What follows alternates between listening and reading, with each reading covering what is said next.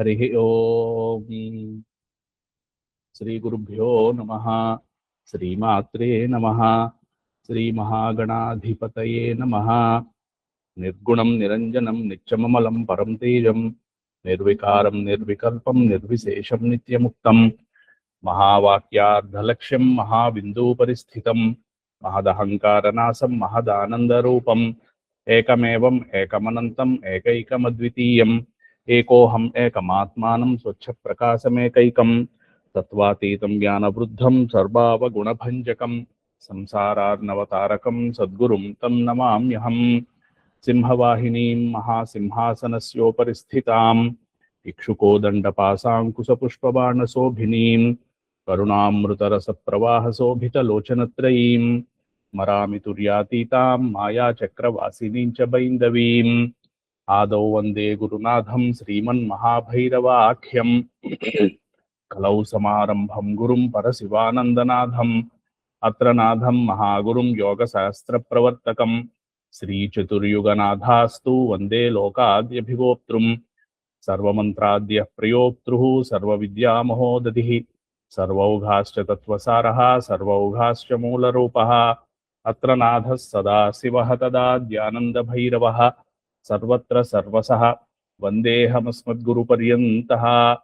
అనంతశ్రీవిభూషిత శివయతి మహాశాక్తకులాధీశ్వర శాక్తానంద పరమహంస పరమపూజ్య శ్రీ శ్రీ శ్రీ భైరవానంద మహాస్వామినే నమః. శాక్తం ధర్మం సనాతనం కర్తవ్యం పరిరక్షణం సత్యం తపః ధర్మం తపః కర్తవ్యం తపః వందే ఆచార్యం సనాతనం ధర్మరక్షకం. షోడశీ సత్సంగానికి నమస్కారం. పూజ్య గురుదేవుల యొక్క అనంతమైనటువంటి కరుణా విశేషంతో పరమేశ్వరి యొక్క ఆశీర్వచనంతో తిరిగి ఈరోజు ఎంతో పవిత్రమైనటువంటి మౌని అమావాస్య నాడు మనం పరమేశ్వరి యొక్క సంఘంలో పరమేశ్వరి గురించినటువంటి కొన్ని విషయాలు మాట్లాడుకోబోతున్నాం షోడశీ సత్సంగములు. మణిద్వీపము గురించినటువంటి మణిద్వీపము ఏమిటి, ఎక్కడ ఉంటుంది, ఎలా ఉంటుంది, ఉన్నటువంటి విశేషం ఏమిటి, పరమేశ్వరి తన యొక్క శక్తులన్నిటితోటి కూడా అక్కడ విరాజిల్లుతూ ఉంటుంది అనేటువంటి విషయం, మణిద్వీపము అనేటువంటి విషయం గురించి కొంత తెలిసి తెలియకుండా, కొంత ఉత్సుకత, కొంత తెలుసుకుందాం అనేటువంటి జిజ్ఞాసుతో ఉన్నటువంటి వారమందరము కూడా మనకి వ్యాస భగవానుల యొక్క దయ వల్ల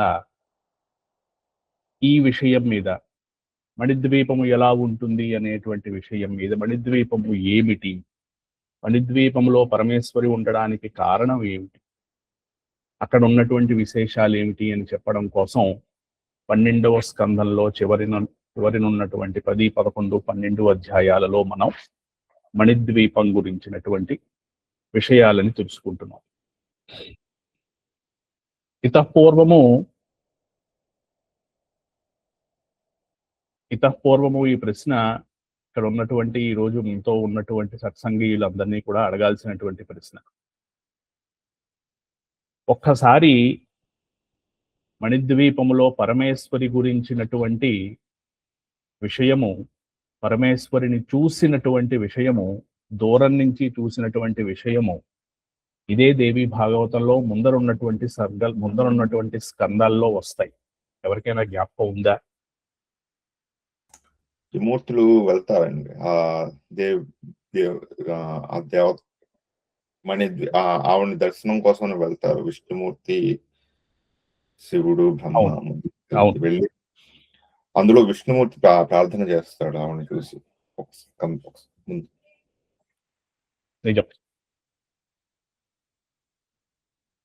చక్కగా చెప్పారు. 3వ స్కందంలో బ్రహ్మ విష్ణు మహేశ్వరులకి ఒక వివాదము అని అనుకోలేము, కానీ వారి మధ్యలో ఒక ప్రశ్న అనేటువంటి ఉద్భవిస్తుంది. ఎవరు ముందర పుట్టారు, వారిని పుట్టించినటువంటి వాళ్ళు ఎవరు, అటువంటి పుట్టించినటువంటి స్వరూపము ఎక్కడ ఉంటుంది అటువంటి స్వరూపాన్ని తెలుసుకోవాలని ఉంది అని బ్రహ్మ విష్ణు మహేశ్వరుడు ముగ్గురు కూడా ఒక రకమైనటువంటి వాదులాటలో వారికి ఒక దివ్యమైనటువంటి విమానము దర్శనమవుతుంది. ఆ విమానంలో ఎక్కవలసినటువంటిగా వారికి ఎక్కి పైకి వెళ్లాల్సినటువంటిదిగా ప్రేరణ కలుగుతుంది.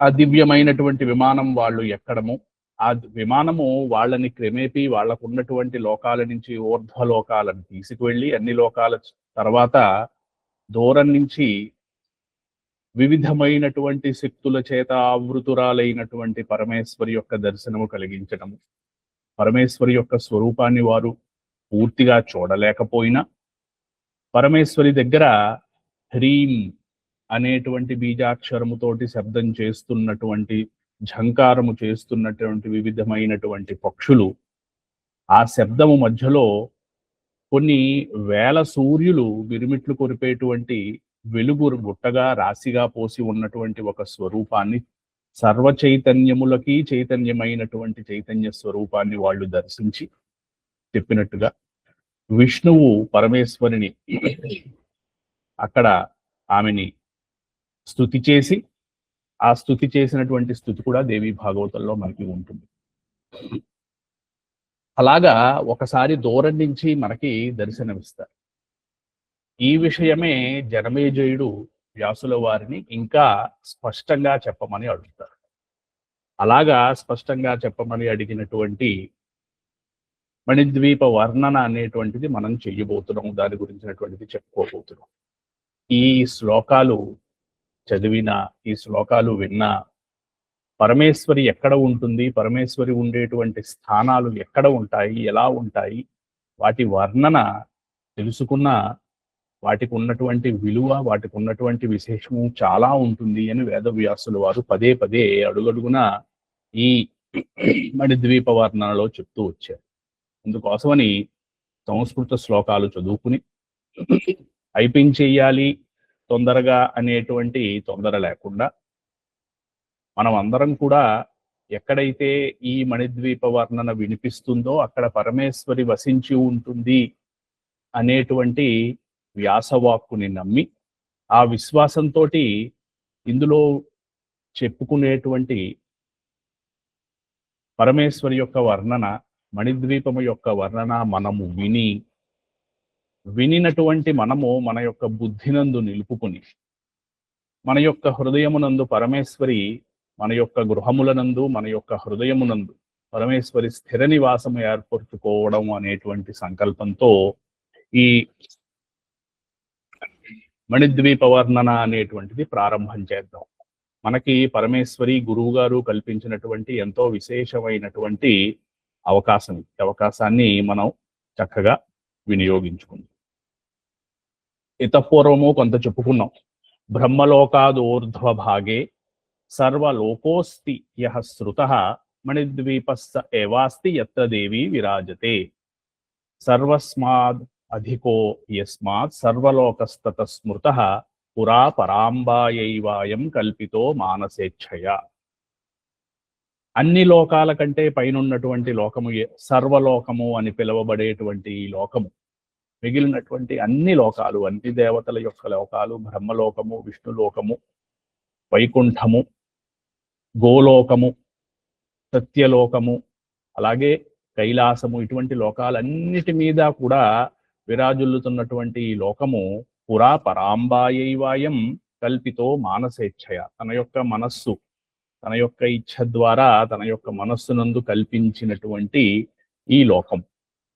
సర్వాదౌ నిజవాసార్థం ప్రకృత్యా మూలభూతయా కైలాసాదధికో లోకే వైకుంఠాదపి చోత్తమ. వైకుంఠము కంటే ఉత్తమమైనటువంటిది, కైలాసము కంటే పైన ఉన్నటువంటిది.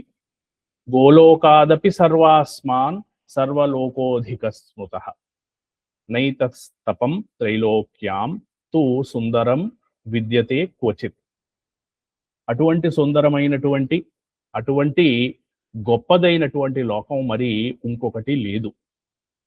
ఛత్రీభూతం త్రిజగతో భవ సంతాపనాశకం ఛాయాభూతం తదేవాస్తి బ్రహ్మాండానాం తు సత్తమః. ప్రపంచానికి అంతటికీ కూడా గొడుగు లాంటి, గొడుగు పట్టేటువంటి లోకము అని చెప్పారు. ప్రపంచము కాదు, బ్రహ్మాండము. బ్రహ్మాండము అంటే మనం ఉన్నటువంటి భూలోకము, భూలోకానికి చుట్టుపక్కల ఉన్నటువంటి లోకాలన్నీ కూడా ఒక గ్యాలక్సీ అంటున్నాం మనం, ఒక పాలపుద్ద, వైట్ గ్యాలక్సీ, మిల్కీ వే గ్యాలక్సీ అనేటువంటి ఈ గ్యాలక్సీలో కొన్ని వేల నక్షత్రాలు, కొన్ని వేల గ్రహాలు, అటువంటి గ్రహాల మధ్యలో ఉన్నటువంటి భూమి, ఇదంతా కలిపి ఒక గ్యాలక్సీ.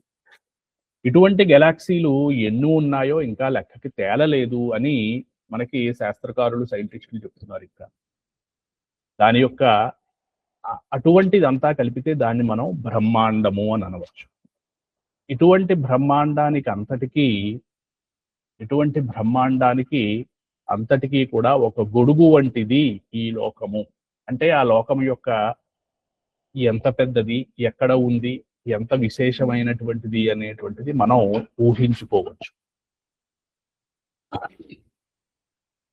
మరుత్సంఘట్టనోత్కీర్ణ తరంగ శత సంకుల రత్నాఛావళయాకృతో ఝస శంఖ సమాకుల వీచి సంఘర్ష సంజాత లహరీ కణ శీతల నానాధ్వజ సమాయుక్త నానానోపతపో గతాగతై విరాజమాన పరితస్తీరన్ ద్రుమో మహాన్ తదుత్తరమయో ధాతుర్నిర్మితో గగనే తతః సప్తయోజన విస్తీర్ణం ప్రాకారో వర్తతే మహాన్ నానా శస్త్ర ప్రహరణ నానాయుద్ధ విశారదాః రక్షకాః నివసంత్యత్ర మోదమానాః సమంతతః చతుర్ద్వార సమాయుక్తో ద్వారపాల శతాన్వితః.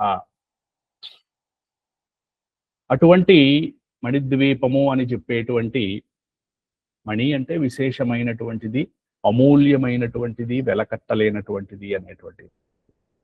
ఆ ద్వీపములో ఉన్నటువంటి సౌధాలు, ఆ ద్వీపములో ఉన్నటువంటి వాటికలు, ఆ ద్వీపములో ఉన్నటువంటి కొలనులు, ఆ ద్వీపములో ఉన్నటువంటి జంతుజాలము, వీటి అన్నిటికి యొక్క వర్ణన మనకి క్రమక్రమంగా తెలుస్తూ ఉంటుంది.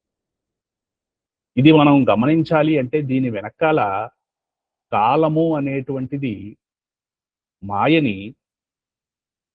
మాయ ప్రపంచం అనేటువంటి దాన్ని, తర్వాత ప్రపంచంలో వస్తున్నటువంటి పుడుతున్నటువంటి జీవులన్నిటినీ కూడా కాలము అనేటువంటిది మాయ నుంచి సెపరేట్. పరమేశ్వరి స్వయంగా చిచ్చక్తిగా తాను ఉండి కాలము అనేటువంటి ఒక మాధ్యమంతో మాయగా మారుతుంది. ఉన్నట్టుగా కనిపించి చివరి వరకు ఉంటుందా అంటే చివరి వరకు లేనటువంటిది. సదసద్ రూపధారిణి అనేటువంటి నామం మనం లలితా సహస్రంలో వినే ఉన్నాం. సత్ అసత్, సత్యమైనటువంటిది అంటే చివరి వరకు ఉండేటువంటిది, అసత్ చివరి వరకు ఉండేటువంటిది కాదు. ఉదాహరణకి ఒక జీవిని మనం తీసుకుందాం. ఆ జీవికి ఇన్ని లక్షల జీవులు ఉన్నాయి. ఆ జీవికి కొన్ని సంవత్సరాల యొక్క వ్యవధి ఉంటుంది, కాలమానం. అంతవరకు అది సత్యం, తర్వాత అది సత్యము కాదు. అలాగా సముద్రాలు, కొండలతో సహా ప్రపంచంలో సృష్టింపబడినటువంటి అన్నిటికీ కూడా ఒక కాల నియతి, కాల వ్యవధి అనేటువంటిది ఒకటి ఉంది. కాలంలో వచ్చేటువంటి మార్పులు, కాలంలో కలిగేటువంటి విశేషమైనటువంటి రకరకాలైనటువంటి మార్పులు ఏవైతే ఉన్నాయో ఇవన్నీ కూడా ఒక స్వరూపాన్ని ధరించి మనకి ఈ మణిద్వీపంలో కనిపిస్తూ ఉంటాయి. ఇది బ్యాక్గ్రౌండ్ లో మనం అర్థం చేసుకోవాలి. ఇక ఇంతవరకు చదువుకున్నటువంటి శ్లోకాల వరకు వచ్చినట్టయితే, ఈ మణిద్వీపము చుట్టూ అమృతముతో చేసినటువంటి ఒక సముద్రం ఉంటుంది. సుధా సముద్రము అంటారు. సుధా అంటే తేనె అనేటువంటి అర్థము కూడా ఉంది, కానీ ఇక్కడ మనం అమృతము అని అర్థం చేసుకోవాలి. అది బహుయోజన విస్తీర్ణమైనటువంటిది ఈ మణిద్వీపం.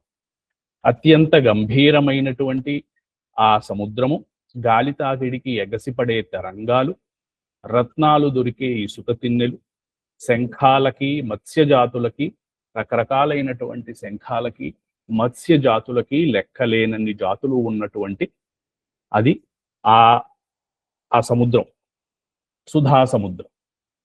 ఎప్పుడూ సంఘర్షించుకుంటున్నటువంటి ఈ తరంగాల నుంచి గాలిలో లేచి వస్తున్నటువంటి నీటి తుంపరలతో మణిద్వీపం అంతా కూడా ఎప్పుడు సుఖ శీతలంగా ఉంటుంది. రెపరెపలాడుతున్నటువంటి రంగురంగుల జెండాలు, అటూ ఇటూ ప్రయాణం చేస్తున్నటువంటి నావలు, ఆ నావలలో వివిధమైనటువంటి దేవతలు, మిగిలినటువంటి గణములు, వీళ్ళందరూ మనకి కనిపిస్తారు. ఈ మణిద్వీపము యొక్క, ఈ సుధా సముద్రము యొక్క ఒడ్డుని మహావృక్షాలు ఉన్నాయి. రత్నద్రుమము అనేటువంటి మహావృక్షము. రత్నద్రుమము అంటే రత్నముల చేత చేయబడినటువంటిది, రత్నములు ఇచ్చేటువంటిది అని అర్థం. దాని మీదుగా చూస్తే ఉన్నతమైనటువంటి ఆకాశంలో మహాప్రకారం కనిపిస్తుంది. మనం ఇంకా సముద్రం దగ్గర ఉన్నాం. సముద్రంలోంచి లోపలికి మొదటి ప్రాకారానికి వెళ్తున్నాం. 18 ప్రాకారాలు ఉన్నాయి. 18 ప్రాకారాలలోనూ 32 సౌధాలు ఉన్నాయి, ఎన్నో వాటికలు ఉన్నాయి. ఇవన్నీ కూడా మనకి ఈ ద్వీప వర్ణనలో మనకి తెలుస్తాయి. ఒక మహాప్రకారం అంటే దాన్ని కోట గోడగా మనం భావించుకోవచ్చు. అది అయోధాతు నిర్మితము. అయము అంటే ఇనుము అన్నమాట. ఇనుముతో చేసినటువంటి, ధాతువుతో చేసినటువంటి కోట గోడ. ఆ ఇనుముతో, ధాతుశిలలతో దృఢంగా నిర్మాణం జరిగినటువంటి ప్రాకారం. దాని ఎత్తు 7 యోజనాలు. అంటే ఎంత ఎత్తు ఉందో మనం ఊహించు. నానా విధములైనటువంటి శస్త్ర ప్రహరణాలు కలిగినటువంటి శస్త్రధారులు ఆ గోడ మీద కాపలా కాస్తూ ఉంటారు. యుద్ధ విశారదులైనటువంటి రక్షక భటులు ప్రాకారం మీద అంతటా కావలి తిరుగుతూ ఉంటారు. విధి నిర్వహణలో వారికి కల్పింపబడినటువంటి విధి నిర్వహణలో ఆనందంగా వాడు విధులని నిర్వహిస్తూ ఉంటారు.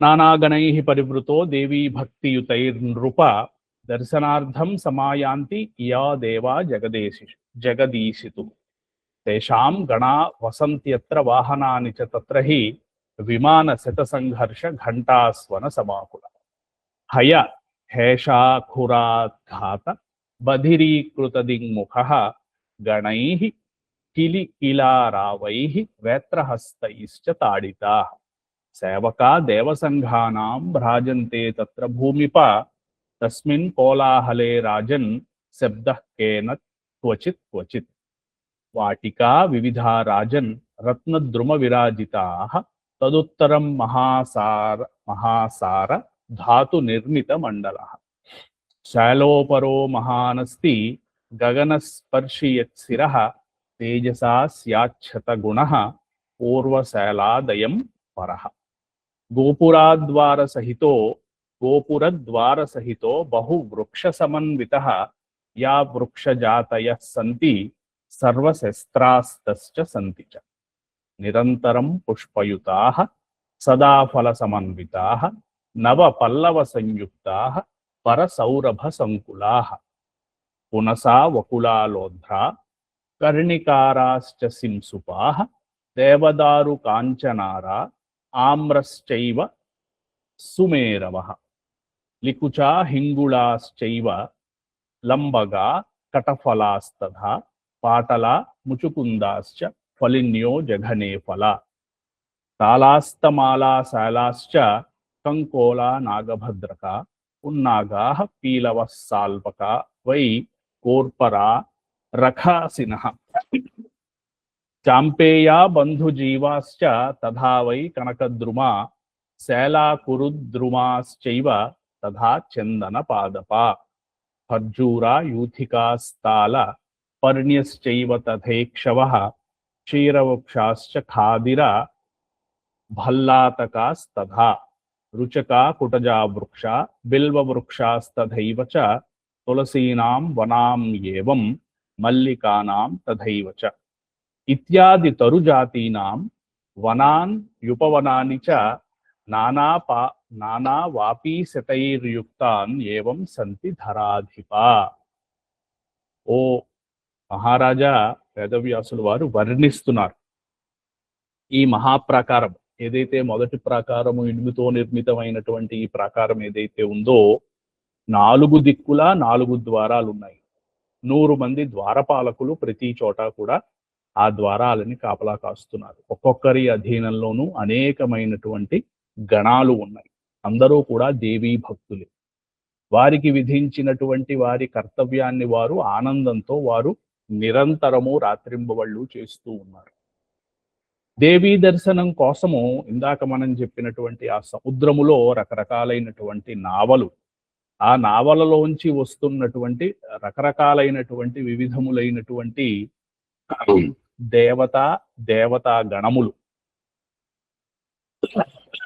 పరమేశ్వరిని చూద్దామని, పరమేశ్వరిని దర్శించుకుందామని, పరమేశ్వరిని తపస్సులో సిద్ధించుకున్నటువంటి వాళ్ళు చూద్దామని వస్తున్నటువంటి వారి వెంట వచ్చే గణాలు, వారి వారి వాహనాలు ప్రతి ద్వారం దగ్గర మనకి కనిపిస్తున్నాయి. శతాధికమైనటువంటి విమానాలు, వాటి ఘంటా ఘోషలు, అసంఖ్యాకమైనటువంటి గుర్రముల యొక్క డెక్కల యొక్క చప్పుడు, ఖురాఘాతాలు అంటే వాటి తలకు ఉన్నటువంటి ఒక్కొక్క రథము వేరే రథముతో తగిలితే వచ్చేటువంటి శబ్దములు, దిక్కులు చెవులు చిల్లులు పడేటువంటి శబ్దములతోటి ప్రతి శబ్దము చివర ఓంకార ధ్వని వచ్చేటువంటి ధ్వని చేస్తూ అక్కడ రకరకాలైనటువంటి ధ్వనులతోటి మొత్తం అంతా కూడా గణాల యొక్క కిలకిరారావాలు, వేత్రహస్తులు అంటే ఆయుధములు పట్టుకున్నటువంటి వారి యొక్క ఆ తాడనలు, దేవీ సేవక దేవసేవక బృందాలతో కిక్కిరిసిపోయినటువంటి ఆ ప్రాంతాల్లో ఎవరి మాట ఎవరికి వినిపించకుండా సర్వమైనటువంటి ఈ రణగుణధ్వని అంతా కూడా కేవలము ఓంకారముగా వినిపిస్తున్నటువంటి శబ్దముగా అక్కడ అంతా కోలాహలంగాను ఉన్నది. ఆ ప్రాకారం దాటి లోపలికి వెళితే అడుగడుగున సరస్సులు, స్వాదు మంచి రుచి కలిగినటువంటి నీటి యొక్క సరస్సులు, వివిధ రత్న ద్రుమ వాటికలు, వాటిని దాటేక ఈ ప్రాకారము తర్వాత లోపల కాంస్య నిర్మితమైనటువంటి ప్రాకారం. ఆ కాంస్య నిర్మితము ఈ ఇనుము తోటి కట్టినటువంటి అయోనిర్మితమైనటువంటి ప్రాకారముల మధ్యలో మనం ఉన్నాము, నడుస్తున్నాం లోపలికి. తేజస్సులో దీని శీర్షము శతగుణాధికమైనటువంటి, ఎంతో తేజస్సు కలిగినటువంటిది ఈ ఆవరణ. దీని మీద ఉన్నటువంటి గోపురాలు ఆకాశాన్ని తగులుతున్నాయా అన్నటువంటి గోపురాలు. ఈ రెంటి నడుమ ఉన్నటువంటి రకరకాలైనటువంటి వృక్షజాతులు, చాలా వృక్షజాతులు ఇందాక మనకి వేదవ్యాసులు వారు సంస్కృత దేవి భాగవతం చదువుకున్న శ్లోకాలలో చెప్పారు. పరిమళాలన్నీ కూడా ఉక్కిరి బిక్కిరి చేస్తున్నటువంటి ఆ వృక్షజాతులు పనస, వకుళ, లోధ్ర, కర్ణికార, సింసుప, దేవదారు, కాంచన, మామిడి, సుమేరు, లికుచ, హింగుళ, ఏలా, లవంగ, కటుఫల, పాటల, ముచుకుంద, ఫలిని, జఘన, తాళ, తమాల, సాల, పంకోల, నాగ, భద్రక, పున్నాగ, సాల్వక, కర్పూర, అశ్వకర్ణ, హస్తికర్ణ, తాళపర్ణ, దాడిమి, గణక, బంధుజీవ, జంబీర, పురండక, చాంపేయ, కనకద్రుమ, ఇవన్నీ కూడా చెట్లు. చందన, ఖర్జూర, యూధిక, ఇక్షు, క్షీరవృక్ష, ఖదిర, భల్లాతక, రుచక, కుటజావృక్ష, బిల్వవృక్ష, తులసీవన, మల్లికావన, ఇటువంటి ఇత్యాదులైనటువంటి చెట్ల చేత నిర్మితమైనటువంటి ప్రాకారం అదంతా కూడా. మనకి ఇంత డీటెయిల్డ్ గా మనం ఎందుకు చదువుకుంటున్నాము అంటే అందులో నడుస్తున్నటువంటి దాన్ని చూస్తున్నటువంటి భావనతోటి మనం పరమేశ్వరి దగ్గరికి వెళ్తున్నాము ఒక్కొక్క అడుగు వేసుకుంటూ. దీనిని యోగులు వారి యోగములో సిద్ధించుకుంటూ పరమేశ్వరి యందు ఐక్యము అవడానికి వెళ్తూ ఉన్నటువంటి దారిలో వచ్చేటువంటి విశేషాలుగా గమనిస్తున్నారు అని వేదవ్యాసుడు వారు తర్వాత చెప్తారు. ఇక్కడ పరమేశ్వరిని చూద్దామని వచ్చినటువంటి దేవతలందరూ కూడా పరమేశ్వరిని చూసి హలో ఎలా ఉన్నారు మీరు అని చెప్పడానికి వస్తున్నవారు కాదు. వారి వారి పుణ్య ఫలితములన్నీ కూడా పూర్తి చేసుకుని పరమేశ్వరి యందు ఐక్యమవడానికి వస్తున్నటువంటి వారు అనేటువంటి శబ్దములు, ఆ విశేషములు, అక్కడ వస్తున్నటువంటి రథములు, రథములకి కట్టినటువంటి గుర్రములు, ఆ రథములలో ఉన్నటువంటి ఆ పరివార గణము, దేవతా గణము, దేవీ గణము వీరందరూ కూడా పరమేశ్వరయందు ఐక్యం అవ్వడానికి వస్తున్నటువంటి గణాలు. ఏదో ఒకసారి వెళ్ళి సరదాగా చూసి వద్దాం అనేటువంటి స్వరూపం కాదు. అది ఒక జీవికి చిట్ట చివరి అయినటువంటి చూడవలసినటువంటిది, కలవవలసినటువంటిది, అందులో ఐక్యం అవ్వవలసినటువంటి స్థానం. అందుకోసమని అక్కడికి ఎవరైనా వస్తున్నారు అంటే అది పరమేశ్వరియందు మనల్ని మనము సృష్టి, స్థితి, సంహారము తర్వాత వచ్చేటువంటి తిరోధాన అనుగ్రహ ప్రక్రియలలో జరిగేటువంటి స్వరూపములుగా, మెట్లుగా పరిగణించవలసినటువంటిది అని తర్వాత మనకి వేదవ్యాసులు వారు చెప్తారు. అందుకోసమని పరమేశ్వరిని గురువుల చేత పరిచయం చెయ్యబడినటువంటి పరమేశ్వరిని తెలుసుకుని అటువంటి పరమేశ్వరి గురించి అనవరతము సాధన చేసి, తపస్సు చేసి, అటువంటి పరమేశ్వరుని యందు సర్వము కైంకర్యము చేసి, అటువంటి పరమేశ్వరుని యందు లయము పొందుటకై సిద్ధులు, మిగిలినటువంటి గణాలు, దేవతాగణాలు అందరూ కూడా అక్కడికి వస్తున్నారు. అది గుర్తిస్తున్నాము. వారితో పాటు మనం వేదవ్యాసులు చెప్పినట్టుగా నడుచుకుంటూ వెళ్తున్నాం. ఈ మొట్టమొదటి ప్రాకారంలో రకరకాల బావులు, మెలమెలలాడుతూ కనిపించేటువంటి శబ్దాలు చేసేటువంటి కోకిలారావాలు, భ్రమర నినాదాలు మారుమరోగుతూ ఉన్నాయి. ప్రతి చెట్టు నుంచి కూడా పుష్పమకరందమో, పరిపక్వ ఫలరసమో అది ధారలు కడుతూ అలా కారుతూ ఉన్నాయి. దట్టంగా నీడ అలుముకుని ఎటు చూసినా ఫలరసాల యొక్క ప్రవాహాలు, ఎటు విన్నా శకుంత గానాలు. పావురాలు, చిలుకలు, గోరువంకలు, హంసలు గుంపులు కట్టి ఎగురుతూ ఉంటే వాటి రెక్కల గాలికి చెట్ల యొక్క చిటారు కొమ్మలు, రెమ్మలు ఊగిసలాడుతూ కనిపిస్తున్నాయి. వనమంతా సుగంధ పరిమళము. లేడికోనలు కదుపులుగా చెంగనాలు చేస్తూ ముందరికి వెళ్తూ ఉన్నాయి. నాట్యం చేస్తున్నటువంటి నెమలుల క్రైంకారాలు నేత్రాలకు, శ్రోత్రాలకి ఆనందాన్ని కల్పిస్తున్నాయి. ఇది మనము మొదటి ప్రాకారంలోకి ఉన్నటువంటి స్వరూపం. నృత్య బహిక దంభస్య కైకారావైః సుఖప్రదైః నాదితం తద్వనం దివ్యం మధుస్రావి సమంతతః కాంస్యశాలాదుత్తరేతు తామ్రసాలః ప్రకీర్తిత చతురస్ర సమాకార ఉన్నత్యా సప్తయోజనః ద్వయోస్తు సాలయోర్मध्ये సంప్రోక్తా కల్పవాటికా యేషాం తరూణాం పుష్పాణి కాంచనాభాని భూమిపా పత్రాణి కాంచనాభాని రక్త బీజ ఫలాని చ దశయోజనగంధో హి ప్రసర్పిత సమంతతః తద్వనం రక్షితం రాజన్ వసతేనుర్తునాసనం పుష్పసింహాసనాసీనః పుష్పఛత్ర విరాజితః పుష్పాభూషాభూషితాశ్చ పుష్పాసవ విభూర్ణితః మధుశ్రీ మాధవశ్రీశ్చ ద్వే భార్యే తస్య సమ్మతే క్రీడితస్మేరవదనే సుమస్తబక కందుకైః అతీవ రమ్య విపినం మధుస్రావి సంతతః దశయోజన పర్యంతం కుసుమామోదవాయునా పూరితం దివ్యగంధర్వైః సాంగనైర్గానలోలుపైః శోభితం తద్వనం దివ్యం ముక్తకోకిలనాదితం వసంతలక్ష్మీ సంయుక్తం కామ ప్రవర్ధనం తామ్రసాలాదుత్తరశ్చ శీససాలం ప్రకీర్తితః సముచ్ఛ్రాయః సంవృతోప్యప్య సప్తయోజన సంఖ్యయా. మొదటి రెండు సాలల గురించి మనం మాట్లాడుకుని అక్కడ ఉన్నటువంటి విశేషాలు ఈ సత్సంగంలో మనం చర్చించుకుంటున్నాం.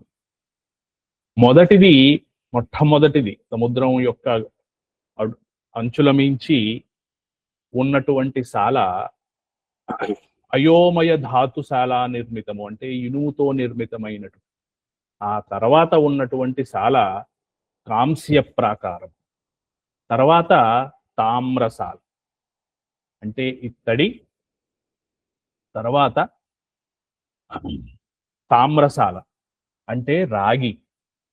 ధాతువులు ప్రతి ధాతువుకి ఒక్కొక్క తత్వం ఉంది అని చెప్తారు. ధాతువులన్నీ కూడా భూమిలో దొరికినటువంటి ధాతువులు. ధాతువులన్నిటికీ కూడా ఒక విశేషం ఉంది. దీన్ని మనం ముందర తెలుసుకుంటూ ఉంటాం. తామ్ర ప్రాకారము చతురస్రాకారం, ఎత్తు కాంస్య ప్రాకారములాగే అయఃప్రాకారములాగే 7 యోజనాలు, 7 యోజనాల ఎత్తు. ఈ 2 సాలలకు మధ్య అంటే కాంస్యసాల, తామ్రసాల 3 సాలలు మనం చెప్పుకుంటున్నాం. కాంస్యసాల తామ్రసాలయోర్ మధ్యే కల్పవృక్ష వాటికాయై నమః. ఇవన్నీ కూడా శ్రీచక్రార్చనలో వచ్చేటువంటిదే, మనం శ్లోక రూపంలో ఇక్కడ చెప్పుకుంటున్నాం. కల్పవృక్ష వాటికములు, ఆ వాటిక, ఆ ఉద్యానవనం అంతా కూడా కల్పవృక్షాలతో ఉన్నటువంటి. స్వర్గంలో ఒక కల్పవృక్షం ఉంటుంది, ఒక ఐరావతం ఉంటుంది. అలాగా అక్కడ ఉన్నటువంటి ఈ కాంస్య తామ్రసాలల మధ్యలో ఉన్నటువంటి వనంలో అంతా కూడా కల్పవృక్షాలతో ఉంటాయి. కల్పవృక్షము అంటే కోరినటువంటిది ఇచ్చేటువంటి వృక్షము. అంటే అది నిత్యము కూడా పరబ్రహ్మ స్వరూపాన్ని ఆశ్రయించి, పరబ్రహ్మ స్వరూపం ద్వారా వచ్చేటువంటిది ఏదైతే ఉందో, సృష్టి స్థితి సంహారాల యొక్క సమయాన్ని తెలుసుకుని, మనకి కావలసినటువంటిది ఏదైతే ఉందో, మనం ఏదైతే కోరుతున్నామో అది మనకి ఇచ్చేటువంటి లక్షణము ఉన్నటువంటి ఆ తరువు, అది కల్పవృక్షం. అటువంటి కల్పవృక్షాలతో కూడినటువంటి వనము, ఉద్యానవనం అక్కడ ఉంది. వాటి పువ్వులు బంగారు కాంతులు ఈనుతూ ఉంటాయి, పత్రాలు కూడా అంతే. ఫలాలలో, ఈ కల్పవృక్షముల నుంచి వచ్చేటువంటి ఫలాలలో ఉన్నటువంటి బీజాలు రత్నాలుగా ఉన్నాయి. వాటి సుగంధం 10 యోజనముల విస్తీర్ణము వరకు, 10 యోజనముల వరకు వ్యాపిస్తూ ఉంటుంది. ఆ వనాన్ని ఎప్పుడూ కూడా వసంతుడు సంరక్షిస్తూ ఉంటాడు. మనం మాట్లాడుకున్నాం, ఇక్కడ కాలము ఏదైతే ఉందో అది స్వరూపాన్ని దాల్చి ఉంటుంది. రోజు, పక్షము, మాసము, ఆయనము, సంవత్సరము, యుగము, ఇలాగా కాలగణన ఏదైతే ఉందో, ఒక సంవత్సరంలో కలిగేటువంటి మార్పులని మనము ఋతువులుగా చెప్తున్నాం. 6 ఋతువులుగా చెప్తున్నాం. ప్రతి ఋతువుకి 2 నెలలు చెప్పి 6 ఋతువులు. ఆ ఋతువులలో కలిగేటువంటి మార్పులు, ఆ ఋతువులలో కలిగేటువంటి ప్రతి జీవి యందు వచ్చేటువంటి మార్పులు, ఆ ఋతువు యొక్క రాజైనటువంటి ఆ ఋతురాజు ఈ ప్రాకారంలో ఉన్నాడన్నమాట. దాన్ని మనం భావన చేయాలి. అందుకోసమని కాంస్య తామ్రసాలల మధ్యలో ఉన్నటువంటి ఈ ప్రాకారంలో వసంత ఋతురాజు ఉన్నాడు. అక్కడ ఉండేటువంటి ఆ ప్రాకారానికి అంతటికీ కూడా ఆధ్వర్యం ఆ వసంత ఋతురాజు ఆధిపత్యం చేస్తున్నాడు. అతనే వనపాలకుడు. పుష్పసింహాసనం మీద కూర్చుని, పుష్ప కిరీటాన్ని ధరించి, పుష్ప ఛత్రముతో, పుష్పభూషణములతో, పుష్పాసవముల అంటే పుష్పముల నుంచి వచ్చినటువంటి ద్రవములను తాగేటువంటి ప్రియత్వము కలిగి, కళ్ళు ఎర్రగా, పుష్పముల నుంచి వచ్చినటువంటి మధువుని తాగినటువంటి మత్తుతో ఉన్నటువంటి ఆ వసంత రాజుకి మధుశ్రీ, మాధవశ్రీ అనేటువంటి 2 శక్తులు, 2 భార్యలు. చిరునవ్వులు చిందిస్తూ పూలగుత్తులతోటి అక్కడ ఉన్నటువంటి వాతావరణాన్ని, వసంత ఋతువులో ఉన్నటువంటి వాతావరణము ఎలా ఉంటుందో అక్కడ ఉన్నటువంటి వాటిక, అక్కడ ఉన్నటువంటి ఆ ప్రదేశం అంతా కూడా వసంత ఋతువులా ఉంటున్నారు. అన్ని వైపులా అక్కడ ఉన్నటువంటి, ఎలాగైతే వసంత ఋతువులో ఆకులు చిగిరించి అక్కడ ఉన్నటువంటి వనములో ఉండేటువంటి, అడవిలో ఉండేటువంటి పరిస్థితి ఎలా ఉంటుందో అదే పరిస్థితి అక్కడ ఉంది. అన్ని వైపులా మకరందము, పూలలోంచి జారేటువంటి మకరందము, ఆ సుందర వనములలో దేవతలు, గంధర్వులు తమ తమ వనితలతో అక్కడ ఆ మార్గాన్ని ప్రయాణం చేస్తూ మనకి విహరిస్తూ కనిపిస్తున్నారు. 10 యోజనముల దూరం వ్యాపించేటువంటి సుమగంధము, ఆ పువ్వుల నుంచి వచ్చేటువంటి గంధాన్ని ఆస్వాదిస్తూ వసంత లక్ష్మికి ఆటపట్టైనటువంటి ఆ ప్రాకారాన్ని మనం భావిస్తూ మనం తామ్రశాల దాటి సీసశాలకి సీస నిర్మితమైనటువంటి ప్రాకారాన్ని తెలుసుకోవడానికి ప్రయత్నం చేస్తూ వచ్చే సత్సంగంలో మరింత ముందరికి వెళ్ళి ఈ 18 ప్రాకారాలు, ఒక ప్రాకారానికి ప్రతి ప్రాకారంలోనూ కొందరు దేవతలు ఉన్నారు. వీరందరినీ దూరం నుంచి చూస్తే ఇంకొక రకంగా శ్రీచక్ర మేరువు ఎలాగైతే ఉందో అలాగే ఉంటుంది మణిద్వీపం. ఒక మహాశక్తి, ఆ శక్తిని ఆశ్రయించినటువంటి దేవతలు, ఆ శక్తి యొక్క ఆవరణ దేవతలందరూ కూడా మనకి ఈ మణిద్వీపంలో కనిపిస్తూ ఉంటారు.